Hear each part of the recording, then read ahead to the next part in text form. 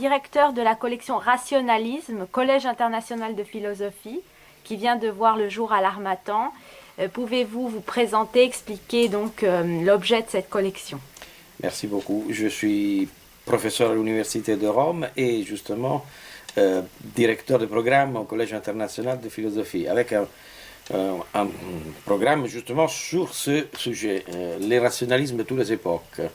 La collection donc a l'intention de recueillir et d'être le lieu où on recueillera les textes et les travaux que je développerai dans ces 6 ans de direction de programme.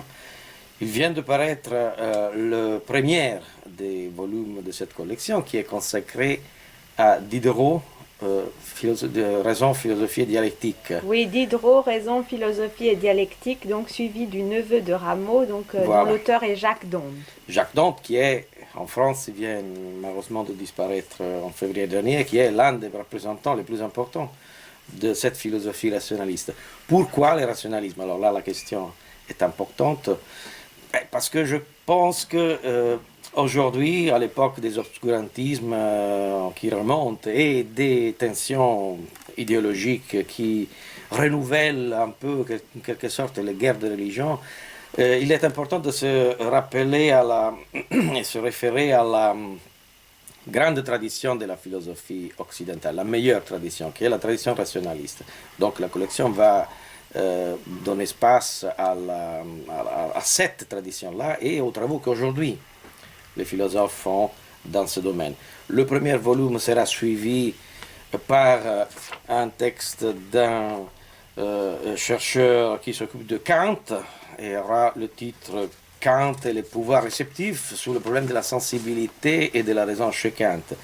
Et après encore, il y aura un texte sur le darwinisme linguistique d'un auteur qui s'appelle Francesco Ferretti, italien, et aux origines du langage humain, le point de vue évolutionniste. Donc vous voyez qu'il y a un panorama de textes, des travaux qui vont tous dans la même direction, c'est-à-dire celle de réévaluer les textes et les pensées fondatrices de la tradition occidentale. D'un côté Kant, de l'autre côté Darwin, la philosophie et l'évolutionnisme.